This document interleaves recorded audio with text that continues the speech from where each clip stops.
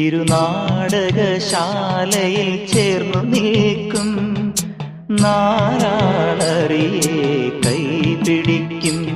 തിരുനാടകശാലയിൽ ചേർന്നു നിൽക്കും യമുനാ നദിയായി കുളിരലയിളകും നിലവിൽ അമ്പലപ്പുഴേ ഉണ്ണിക്കണ്ണനോടു നീ എന്തു പരിഭവം മെല്ലയോതി വന്നുവോ.